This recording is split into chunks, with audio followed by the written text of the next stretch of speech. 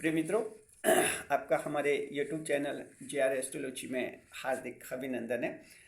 देखिए, आज पेश है आपके लिए ये टॉपिक मकर राशि मल मास शुरू ये कार्य नहीं करे। जी, मकर राशि के जात को मल मास शुरू हो गया है। 1 महीना होता है ये, जिसे मल मास कहते हैं, कहीं पर खर मास कहते हैं और कहीं पर इसको अधिक मास भी कहते हैं। अलग अलग क्षेत्रों में इसके अलग अलग नाम है। सामान्य तौर पर इसे मल मास के रूप में माना जाता है।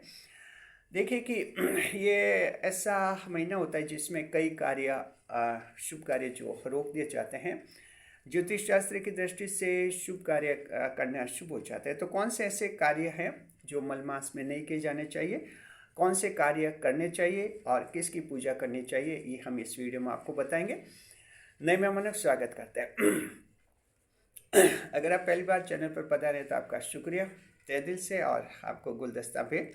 आपसे निवेदन की चैनल को सब्सक्राइब कर हमारी विकास यात्रा में हिस्से करें। देखिए, मल मास शुरू हुआ है आपके 15 दिसंबर से 14 जनवरी 2025 तक ये रहेगा।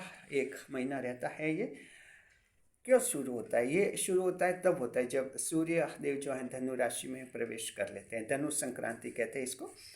तो धनु संक्रांति का दौर रहेगा, सूर्य देव धनु राशि में रहेंगे। उसके बाद मकर संक्रांति शुरू होगी और मल मास खत्म भी हो जाएगा 14 जनवरी को। जी, तो देखिए, इस मल मास में कौन से काम नहीं करें। 5 ऐसे काम है जो आपको नहीं करने चाहिए। पहला तो ये शुभ कार्य कौन से नहीं करने चाहिए। देखिए, विवाह, सगाई, गृह प्रवेश, मुंडन, नामकरण, यज्ञ, दीक्षा लेना, देव प्रतिष्ठा जैसे शुभ कार्य नहीं करते। तो विवाह के आयोजन तो बिल्कुल रोक दिए जाते हैं। इसमें शुभ मुहूर्त कोई भी पंडित आपका नहीं देखता है। सगाई की बात है तो सगाई की रस्में नहीं की जानी चाहिए, सगाई के दस्तूर नहीं किए जाने चाहिए। लेकिन इस दौरान सगाई की बातें आप कर सकते हैं। कहीं सगाई की बातचीत चल रही है, लड़का लड़की देखना है आपको और कोई आगे बातें करनी है, वो कर सकते हैं। सिर्फ जो रस्में हैं, कोई जो इसका आयोजन है, वो आप मल मास के बाद करें और ये सगाई की बातें जारी रख सकते हैं, कोई आपको दिक्कत नहीं है। इसके अलावा अन्य जो कार्य, ये शुभ कार्य वर्जित होते हैं। जहाँ तक संभव हो ये नहीं किए जाने चाहिए। दूसरा जो इसमें वर्जन बनता है, नया घर नहीं खरीदे, नया वाहन नहीं खरीदे और नई दुकान शुरू नहीं करें, नए वस्त्र नहीं खरीदे। तो ये दूसरा इसमें बनता है आपका। नया घर वगैरह खरीदने तो 1 महीने के लिए आप थोड़ा रुक जाइए। नई गाड़ी वगैरह खरीदने तो रुक जाइए। जहाँ तक नए कपड़ों की बात है तो हम मानते हैं कि देखिए, हालांकि ज्योतिष शास्त्र में है तो ये ज्योतिष एस्ट्रोलॉजी में नए कपड़ों का विधान तो है कि नहीं खरीदे, लेकिन जहाँ तक हम मानते हैं इसमें कोई बड़ा निषेध नहीं है, आप खरीदी कर सकते हैं। कपड़ों की जहाँ तक बात है, कपड़ा आप खरीद सकते हैं, कोई दिक्कत नहीं। लेकिन कोई नया घर खरीदे, बड़ी गाड़ी खरीदे, छोटे मोटे वाहन खरीद सकते हैं। बड़े वाहन खरीदे, बड़ा घर खरीदे। घर तो छोटा हो बड़ा वो तो घर ही होता है, तो ये नहीं करें। वस्त्र खरीद सकते हैं। तीसरे नंबर पर नया कार्य शुरू नहीं करना चाहिए। मकर राशि के जात को इस 1 महीने में कोई भी नया काम शुरू करना चाहते हैं, शुरू नहीं करें। पहले से जो काम कर रहे हैं वो आप जारी रखें। पहले के जो काम करें उनमें कुछ नया करना है वो आप कर सकते हैं, आपको कोई दिक्कत नहीं है।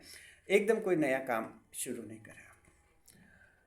5वें नंबर पर कोई बड़ा निवेश नहीं करें। इन्वेस्टमेंट कहीं पर करना है, बिजनेस में कहीं पैसा लगाना है तो बड़ा इन्वेस्टमेंट आप नहीं करें। कहीं भी बड़ा इन्वेस्टमेंट, आप भले शेयर मार्केट में इन्वेस्टमेंट हो, पार्टनरशिप में इन्वेस्टमेंट हो, या आप कहीं और अपने जो पर्सनल का इन्वेस्टमेंट करना चाहते हैं उससे बचना चाहिए। ये भी वर्जित होते हैं। अब 5वें नंबर पर एक कोई नया व्रत शुरू नहीं करें। यानी मान लीजिए अभी तक आपने कोई व्रत उपवास नहीं रखा है और शुरू करना चाहते हैं तो मल मास में नया व्रत शुरू नहीं करें, ध्यान रखें। लेकिन पहले से आप व्रत उपवास करते रहे तो मल मास में व्रत करने बहुत ही शुभ रहते हैं।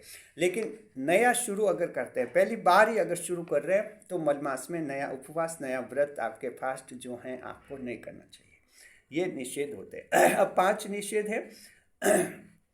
सवाल है कि क्या होगा अगर कोई करेगा। तो अब देखिए, जहाँ तक एस्ट्रोलॉजी की बात है तो वो तो आपको यही कहेगी कि ये कार्य शुभ कार्य माने जाते हैं और ये नहीं करे, वर्जित होते हैं। अगर कर दिए जाते हैं तो या तो देखिए ये काम पेंडिंग रह जाएंगे, आपके डिले हो जाएंगे, या इन काम में बाद में अवरोध आ जाएगा, या इनमें कोई बड़ी परेशानी खड़ी हो जाएगी।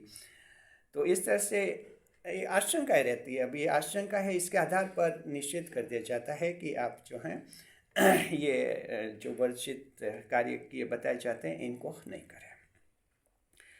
अब क्या करना चाहिए मलमास के दौरान? तो मकर राशि के जातकों को मलमास के दौरान आपको जो है पूजा पाठ में खूब ध्यान देना चाहिए।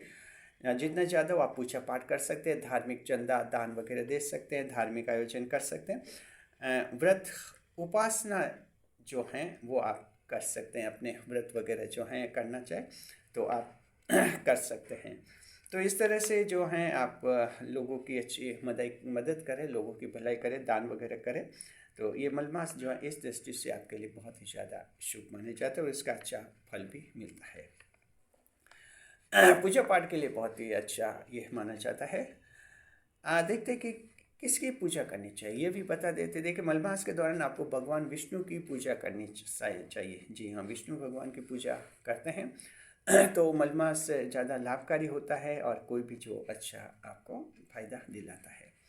तो ये मलमास के निषेध है। अगर आप इनमें से कोई भी काम जो निषेध है, मना किया गया है, आप करना चाहते हैं तो आप आपके जो पंडित जी हैं, लोकल पंडित जी, उनसे जन्म कुंडली दिखवा लें। आप जन्म कुंडली देखने के बाद आपके क्या ग्रह का प्लेसमेंट बनता है, उसके आधार पर आपके कोई रास्ता निकाल देते हैं और वो कोई आपका मुहूर्त भी निकाल देते हैं। लेकिन ये तभी करें जब बहुत ज़्यादा इमरजेंसी की कोई स्थिति आपको लगती है, अन्यथा आमतौर पर ये शुभ कार्य नहीं करें तो ही बेहतर है। शुक्रिया आपका, खुश रहे, खुशहाल रहे। देखिए, ये टॉपिक हमने तैयार किया है, कमेंट आया था हमारे चैनल पर, तो कमेंट करने वालों को धन्यवाद। उन्होंने कहा था कि जो खर मास शुरू हो रहा है उस पर भी एक वीडियो बनाई है।